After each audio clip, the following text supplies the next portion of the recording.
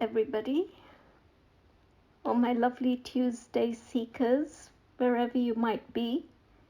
This is Ragini Anand on 11th of May 2021. Firstly, many apologies for missing last week's podcast. It was my birthday, and then we replanned for the 5th, which didn't work either. So my sincere apologies for that. Anyway, we are back on track, and today, 11th of April, is a new moon day.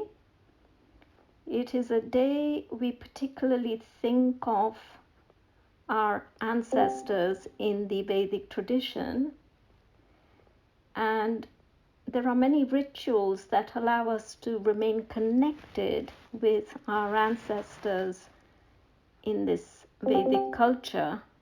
And I particularly like the rituals, an ability to connect with something to do, something to remember, something physical, and dictated and punctuated by a monthly occurrence of new moon day.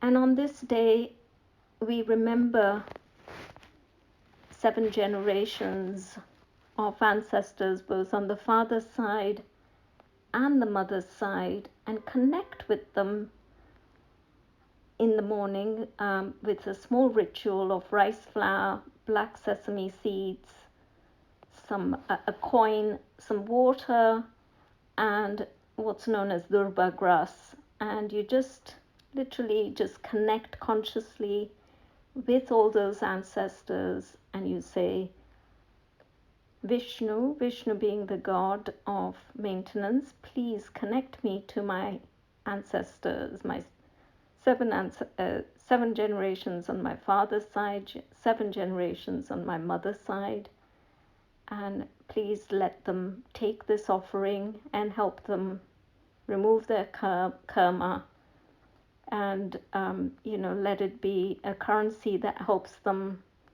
sail through their journey wherever they might be in the various planes, and when they get to their destination, let them look back at me and bless me as their direct lineage. The only lineage, or their lineage is the only lineage that can do this offering on the earth plane consciously, that is seen to help them. And then you just throw that offering away in running water. So it's a very simple ritual, and yet a very meaningful one that allows us to connect with our ancestors, knowing that there is something we can still do to help them in their journey, so that they can look back down to their lineage and bless their lineage as they go along. So it's a new moon today, but let's get back on topic of the day, which is fun and recreation, part 2. Now, we saw that in the Vedic tradition, this is not a sort of a separate topic. And when I was writing the notes for the previous session, I had to really think hard, as I said, that it doesn't really surface in the same way as it does in non-Vedic traditions. And we highlighted that one culture is very much a being-based culture. The Vedic culture is a being-based culture. And in the West, we are very much, and generally the popular way of living now is the doing-based culture. So we discussed this at great length as to what cultures fall into these two very distinctively different categories. And we discussed at great length the kind of experiences one has, if one lives in one culture or the other. So we concluded that the Vedic culture was very much a being based. And in essence, what that means is that the whole philosophy is that you work to live in the being culture. Therefore, there is there's no distinct separation for fun and recreation, because it's kind of integrated within the working to live premise. Whereas if you are very much a doing based culture, then what that gives birth to is the need for fun and recreation, because you are working to live in this culture. You work to live, which means that it seems to imply that working to live means that, recreation is not part of working. It kind of deduces that from its language. Even I work to live, therefore it can't possibly be fun. So this thought current forces a very disciplined, serious, regimented way of being at work, but I shouldn't use the word being, doing at work. It's very formal and unrelaxed. And because it's so regimented and unrelaxed and, very goal orientated, then fun and recreation is pushed into a future time zone, into a future place which is separated from the here and now, something you do in the future. Therefore, when you do get to fun and recreation, it happens in a way that you let out a lot of steam. So at work, we are never what we like ourselves to be in that doing culture. It makes us unrested. The fact that we are not being who we want to be makes us very unrested, which derives a need for a holiday and fun and recreation to be a separate thing in our lives. In the being culture, the mind has nothing to do, in some sense, nowhere to go and nowhere to be. It is in the right place at the right time, doing the right thing, being present in the moment. And doing has to compartmentalize the past, the present, and the future, because there is a kind of a disengagement that happens. The past is seen with sort of, as things, because we were in the past in also a doing mode, there is a lot of incompletions that happen in the past which we haven't resolved, which become a kind of a greed which we want to fulfill in the present, but the present doesn't allow us either. So everything is pushed to the future. And so there's these distinct, and future becomes almost like a fear. So the past, it becomes greed, and future becomes like a greed. And so this cycle continues in some ways, because we can only do things in the present, but if we're not doing the thing that we want to do in the present, then we are never effectively doing it. So there is this sort of very unsettled feeling that occurs. And in that doing culture, we really never, ever sure what our purpose is in life. Because we never, ever, in the past, we were not in that point of fulfilling our purpose. Neither are we there in the present moment. And the future has not happened yet.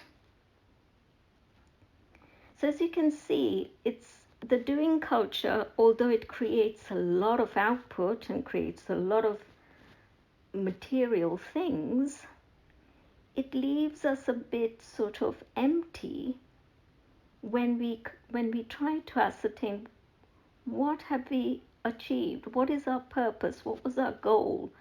We've never really had the time or the energy to do that. And fun and recreation becomes a big letting out of steam. So I'm not saying neither of these are right or wrong as kind of ways of existing, but it does need our awareness and does make us understand different cultures as a result of that understanding. And if we understand the differences, we may then choose one over the other or have a mixture. And how I've concluded it is that the Vedic culture is very much a being-based culture, and it is about the flow of life rather than the laws of life. So when you are in that culture, you do feel like you're flowing. There isn't any resistance of the moment. There isn't any need to be somewhere else. And there is this kind of easy feeling. It's not status orientated or, work. There's a nice work-life balance. And relationships are at the sort of the center of things, as we discussed last week. So that brings me to purpose of life. We never really, if we were to ask all of us, what is our pressing question? Most of us would feel, well, what is our purpose? Why am I not feeling fulfillment? What is it? What's there still to do? Where is my true fun and recreation? Where is my real permanent letting out of steam? When does that happen perpetually? When does that not stop and start? Why does it stop and start? And how am I going to understand the stopping and starting of my fun and relaxation? Am I doing or am I being? What should I be existing as? What makes more sense to me? How am I going to be after this powerful thinking? So, purpose of life. Now, we're all seekers here. And in seeking, we're always seeking the purpose of life. And in the Vedic culture, it has been summarized very beautifully as when the Kundalini awakens in you, then effectively, when it reaches the Sahasrara chakra at the head of at our heads, then basically you have achieved enlightenment and your purpose in life. That is the goal of seeking in the Vedic culture. Now, before I go more into that, and how you might remember the second part in our series is always about calibrating yourself and about understanding where you are in your journey, I need here to explain a story of the Vedic culture, which I think we alluded to a while back in one of previous topics, but I do need to really drill into it a little more deeply so that you can understand the culture a little bit more deeply. Okay, so we talked about the churning of the oceans. It was at the beginning of time when the oceans were oceans of all possibilities. So imagine there is an ocean from which all possibilities, all the things that can exist, were being brought out so that life could begin to happen on the earth plane. Okay? And to cut a long story short, on one side there was a sort of a tight rope which was made out of a snake, and there was a mount, and the snake was being pulled in a tug of war. But on one side you had the demons, and the other side you had the mortals. The gods. The demons were seen as mortals in the science of things, or in the cosmology. Demons were seen as mortals, something that you needed to end, and gods were seen as immortal, something that you needed to keep alive forever in cosmology. So to make this a fair game, the oceans were being churned, and the gods, meaning, the planets such as sun and moon, and those are the gods of the Hindu tradition. They were being churned out. They were the ones on one side churning, playing the tug of war, and on the other side were demons, the negative qualities, which are also needed, okay, to keep a balance. So in that churning came out Amrita, which is a pot of nectar. Amrita means it's nectar that can give you immortality. Now, who doesn't want immortality? Everybody wants immortality. But are you worthy of immortality is what the cosmos has to worry about. Okay? So when this pot came out, the cosmos knew that this is dangerous. If demons drank it or had a drop of it, that's going to spell danger for future of existence. So a trick was played by Mohini, which was an avatar of Vishnu, and she comes in a very beautiful form and says, I am going to decide who I give out this pot of Amrita to, and I will make sure everybody gets a little of that nectar. But the demons got a whiff of the fact that she was really Vishnu and she was here to cheat them. So one of the demons actually went onto the god side, sat there, knew that he would be given the nectar, and took the nectar by force. Now, Vishnu's avatar Mohini found out that this had happened, and she morphs into Vishnu in anger, takes out his weapon of choice, which is the Sudarshan Chakra, and basically just whips the head off the demon. Now that demon became immortal, but the head of that demon became what we called a Rahu, which is a planet. And stay with me, there is a reason for me telling you this. And the body of that became a Ketu. Okay, now these are the two snakes that we see in all traditions, which represent Kundalini Shakti.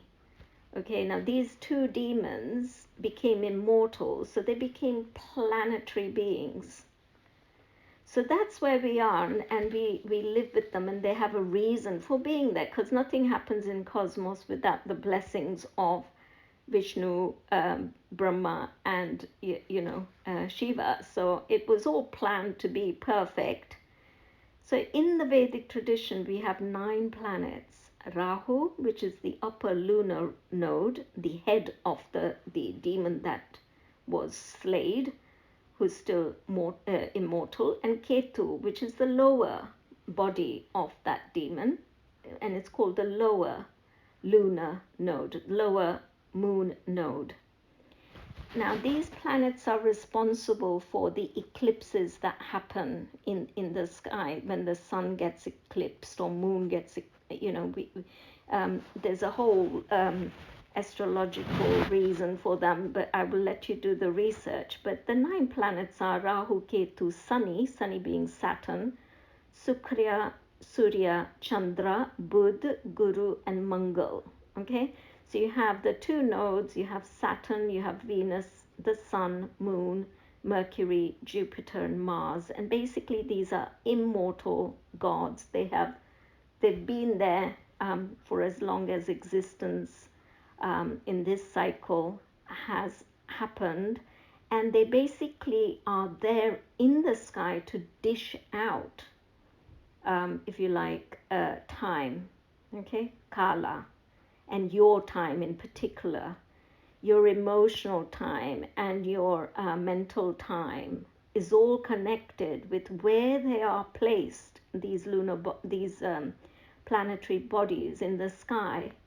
And depending on the time, place of your birth, they will cause you great, leaps in your spiritual journey, or take you down, like the snakes and ladder, either take you up or take you down, okay, depending on what the intentions are of all your action, which is what we call karma.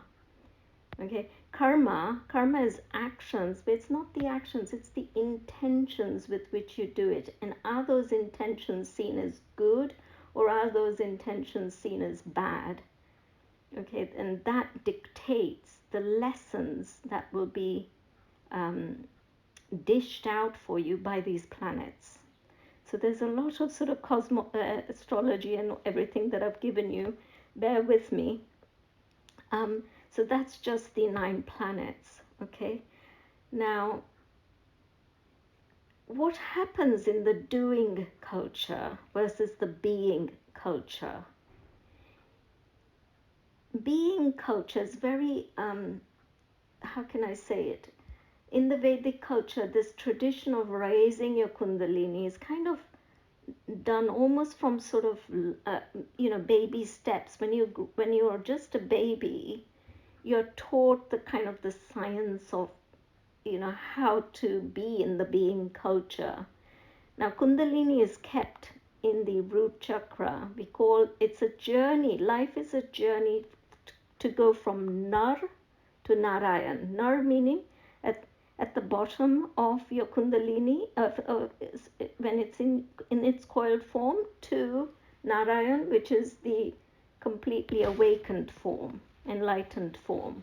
Okay, so in the being culture, that kind of slowly, naturally happens through just being alive in that culture.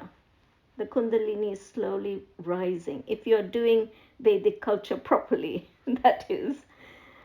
In the doing culture, as I was saying, the past, present, and future kind of get separated. Now, past, as I said, is very greed-led, and future is very fear-led. This is what my guru taught us very beautifully in one satsang. And fear cures greed, and greed is the medicine for fear, and greed lowers fear. So because of this scenarios, because one is an antidote for the other, and you're already doing the doing culture, which separates the past, present, and future into compartments, and the present, where all the inspiration happens, is never really in inspiration. Now, the consciousness that doesn't get stuck in fear or greed can see the whole. It can see the time as one whole, as Kalabhairava, as a being. So when you are in the being culture, you don't see time as distinct different parts. Okay, past, present, future. You see it as one slice, one thing. And that's a very, very important distinction. Now, why were we talking about Ketu and Rahu?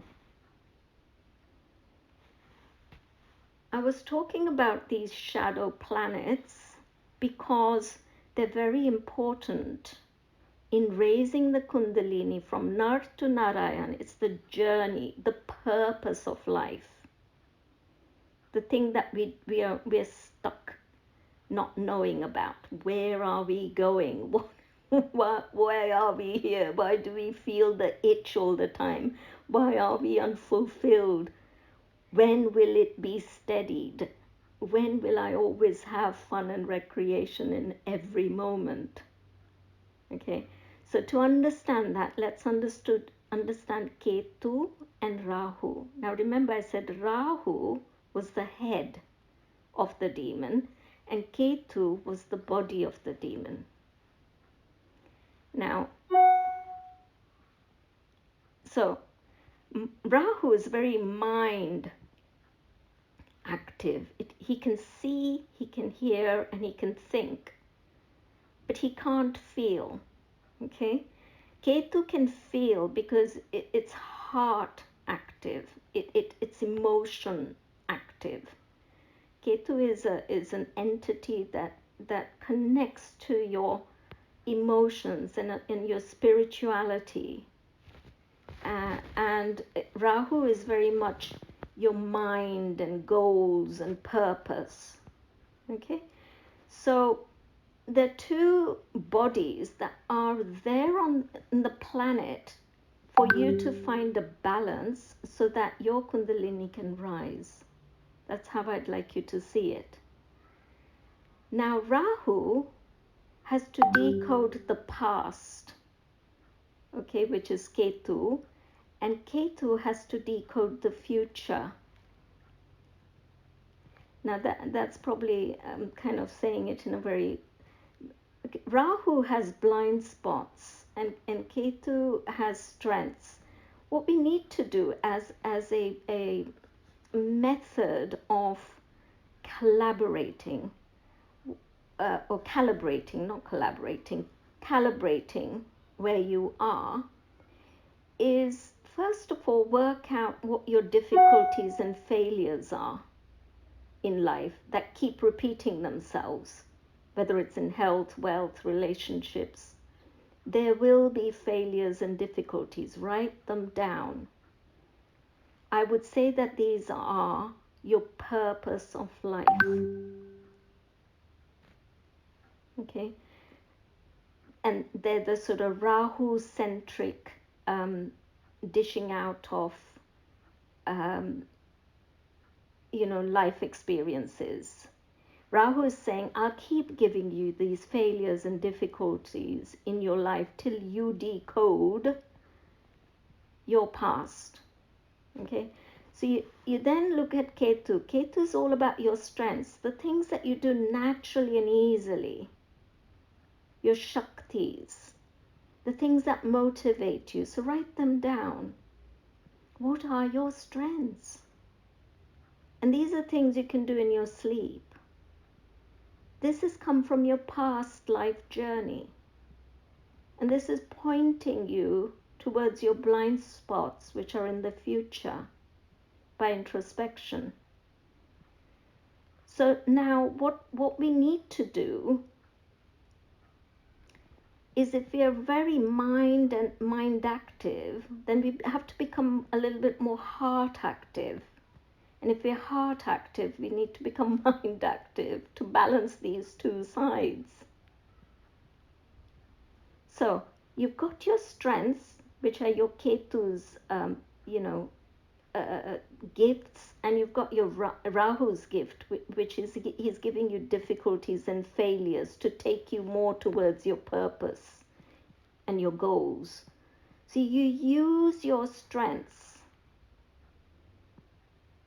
to work out your failures and your difficulties. Okay, so look at your strengths and look at each one of your difficulty and say, how can you use your strength to help you in that failure or your difficulty, whether it's in relationship, wealth, or health. So if you are very mind-led, become a little bit more emotional-led. It's use your intuition. intuition is Ketu, spirituality is Ketu. Rahu is more your, your networking and you're creating something new and your purpose of life and where you need to go and, those sorts of things. So you use your strengths to achieve your purpose. That's what I'm getting at. And this whole kind of dialogue on Rahu and Ketu was just trying to make you understand the Vedic astrology as well as how it's linked to kind of point you towards how you can ascend in your spiritual journey. How can you have that Kundalini awakening feeling where your purpose is met in life, where you feel like you've achieved the goal of your life? It's incredibly important that we do have a sense of purpose, to feel a sense of fulfillment. And the thing about always being wrapped up in the doing culture, in the doing culture you become a cog in a system. And yes, there is an output and you're contributing something to the world. You're contributing something to an organization usually that you're working for, but you're not contributing anything to your inner journey, the journey of being, where you want to live to work, and work is seen as a necessity for life itself. You want to remain active. You want to remain intense. You want to work in a way that you enjoy the work. You don't want to be status driven so much anymore for this inner feeling of achievement and purpose. And the quality of life becomes more of your emphasis. And there is a work-life balance. There's never a time when you say, oh, well, in, middle of August, we will go to,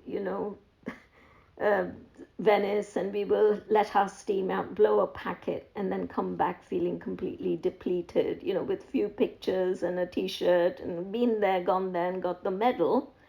But you've got something externally, but you haven't got something internally necessarily.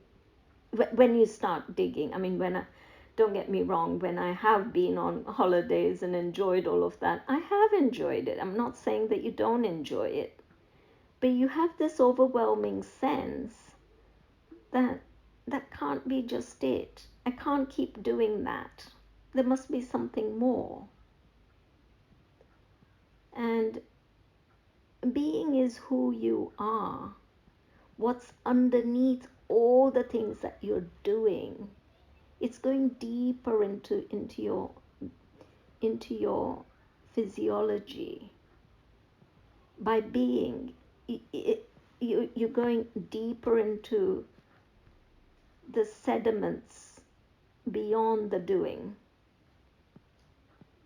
And in the doing where we're just working for life, we work, we go to work and we watch the clock and we come back, and work is seen as a means to an end, to enjoy a few weeks here and there. And it's busy, making goals and neglecting family and friends. And then at the end of our life, we feel totally drained, totally depleted, and think, oh my God, I am looking back and I don't know where I am or where I have come from, and what have I achieved, or what have I really done. I seem to have spent a lot of time in stress. But where is the purpose? Where is my awakening? What do we mean by Kundalini awakening? It's when you get there, there is no longer stress. You are in a permanent flow. Recreation, fun, and work all blend into one. You are contributing intensely. There's never boredom or tiredness or unhappiness. You're radiating happiness and your being. You being who you are deeply and radiating that. And not resisting anything in your being by stress and pressure and the things that happen in the doing culture world. So calibrating your strengths and the places where you're feeling most of your pain, in the way I said, if you were in, whether it's in health or wealth or relationship, and just notice what keeps surfacing again and again and again. It could be anger or a trigger that happens, or, it could be jealousy or any of the vices, it could be feeling very uncomfortable in certain situations. Write those down if they keep happening. And also write down all your strengths, things that you do with such ease, such fluidity, with such a flow. Write those down and then sit and say, how am I going to use those strengths in these problematic areas? What comes to me naturally as a thing that I can use Ketu to help Rahu. And when Rahu rises a little, Ketu rises too, and your Kundalini eventually rises as you balance these two to have that enlightenment or Kundalini awakening feeling. So I've introduced you to two more gods of the Vedic tradition, Rahu and Ketu. So you will have seen them as snake gods if you've been to any temples. There are certain specific temples for Rahu and Ketu. If your Ketu is showing up in your chart in a way, or a Rahu, then you are asked to do remedies at certain temples. And I did one at Kalahasti. It's one of the 5 elemental temples. No, it's not 5 elemental. It's a temple on its own, Rahu Ketu temple, where I went with my daughter. It's just north of Chennai, quite a way out of Chennai. And you go there, it's a magnificent temple. Oh my God, the architecture is mind-blowing. And you do a ritual there with Rahu and Ketu, with a priest.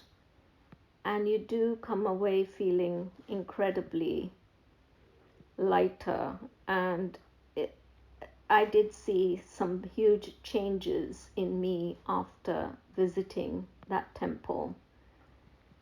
So Rahu and Ketu will be in your astrological charts, and where they are placed in your chart is very important, because these planets are there to take you to your purpose. So they're often seen as difficult planets that dish out a lot of life lessons, and life lessons are never easy, right? So they make you do things that you don't want to do. They give you the push so that you will lead, into a new. They're actually not bad guys. They're actually on your side, and you should see them as being on your side, because they're there really to take you to your life purpose, where you experience this flow, experience your being, that is buried under so much doing that you can't see your being. You fail to see your being. Who are you being? You are being the doing, but the doing is not your being. Your being is aching to be heard. But in all the doing, it's buried itself. It's in all the doing, your time has fragmented into past, present, and future. And past has become your greed, and future's become your fear. And you're oscillating between this fear feeding greed and greed feeding fear. And you're just going back and forth, and you can't see the wood for the trees when you get in that state. So being centered in this present moment, the moment of inspiration, which is the only place where you can be inspired. You cannot be inspired in your past because it's gone. And you cannot be inspired in the future because it isn't here yet. The only place where you can do it is in the present moment. But if you kill that present moment with just doing, then you will never have the inspiration of being.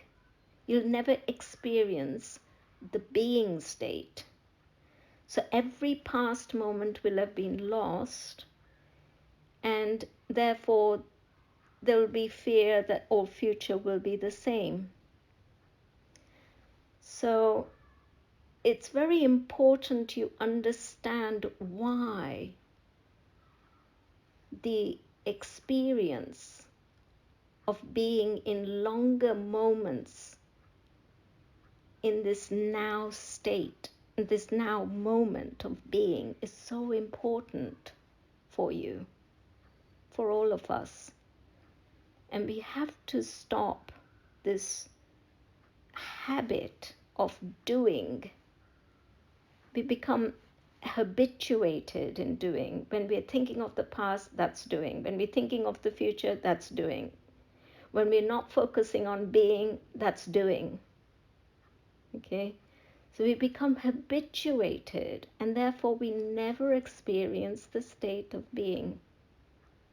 And you as a being is the most beautiful being on this planet. And you yourself hasn't been introduced to yourself yet. And that's very sad.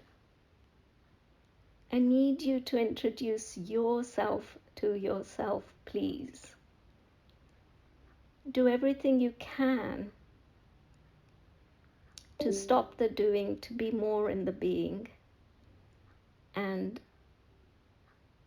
use Rahu and Ketu technology to get you there.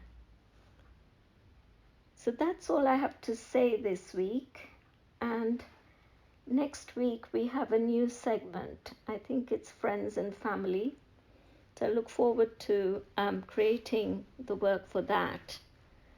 And in the meantime, if you have any questions, I would love to take them, see if I can answer your questions. You can unmute yourself and ask me, or post them here in the questions section. I've got one question here from Cosmic D145. Thank you, Rahu and Ketu. Never saw them this way before. Thought both were negative. Struggling to isolate the repetitive negative positive patterns. We'll try writing it down more. Also, we'll try visiting the Kalahasti temple. Thank you for sharing that. Yes, thank you. I hope that the new perspective was useful, because sometimes people position Saturn, Rahu, Ketu as being malevolent planets, but if you look at them, there's only goodness in the cosmos, really. It's all there to help you ascend to a higher dimensions of you. And clearing that thought current that they're there to hurt you and connecting with them in a way that you see them as your friends is going to help you tremendously. I saw them that way as well. I was always scared and, my God, I mustn't go near Rahu and Ketu, I must approach them with a little bit of fear. But when I dropped that fear and really listened to what they might be trying to tell me, as I connect to them, every Monday is their day for connection. I, do my hydration of my two Rahu Ketu deities that I have, and I connect with them, and I ask these questions. So what are the blind spots? What are my strengths? How can I use my light, which is my strength, and use them to shed light on the blind spots? And often during my puja, it kind of occurs to me, how I might dissipate a particular problem that I'm facing or a negative pattern that I'm seeing. So it's that constant communication and developing that kind of relationship, I think, is very important. Because if you didn't have these rituals, you have no way of knowing what to even ask. If you don't know their stories and their mythology or whatever you want to call it. I don't like to call it mythology. I see it as actual events. The churning of the ocean, all of that knowledge helps you in connecting with the science of the cosmos, so that you can participate with the cosmos in a sort of a partnership role rather than an unfriendly role. Like, I'm here just to suffer. No, you're not. Cosmos is a very friendly, happy, loving place if we understand it. So, Armelitus is saying a pleasure as always. Thank you. Thank you for that. Lightson is saying thank you for this session. You're welcome. Thank you for being here. Giga Trigger is saying, is this a weekly meeting? I would like to schedule better to make the entire session. Always learn something beautiful. Thank you so much for saying that. I think we're going to be transitioning from Discord to the actual app from ours. But my entire series of these 16 segments, 16 talks will be posted there, I believe.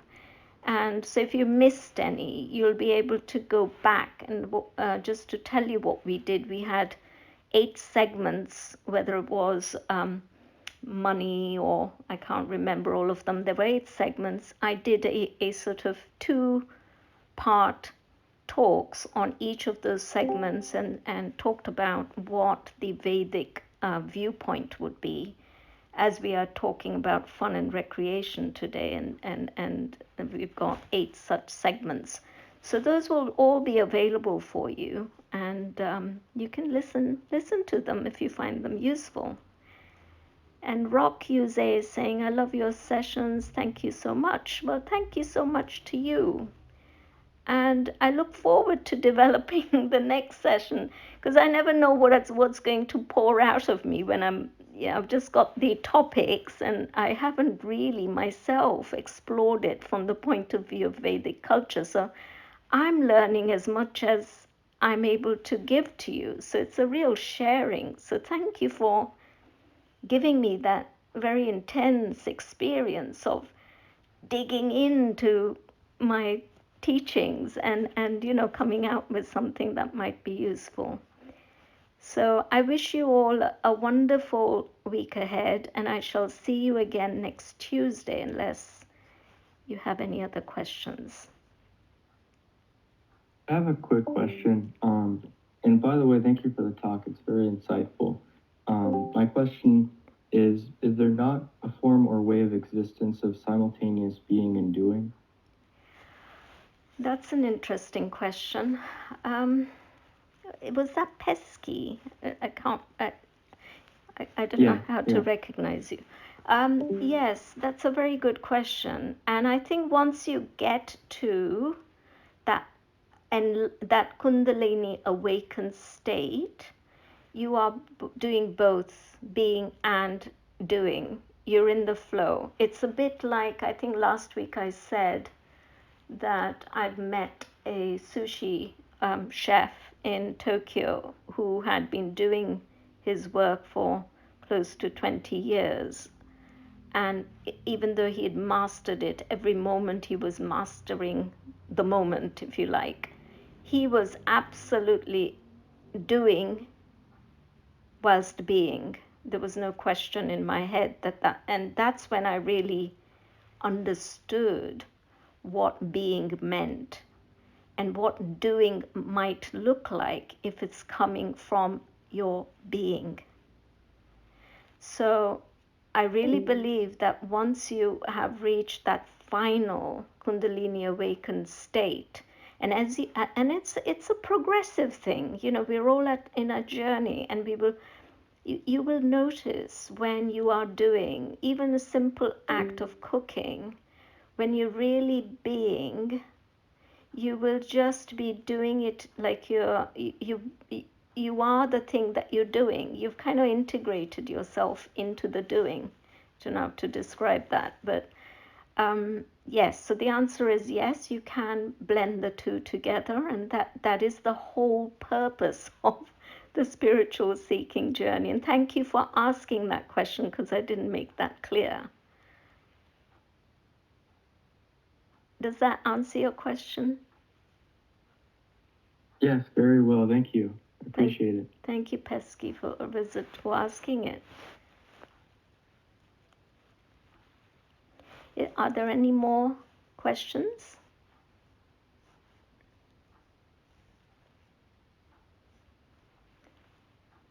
I guess not. So I shall wish you all a very good evening or good day wherever you are, and I shall see you next week, next Tuesday. Thank you for listening. Thank you. Thank you.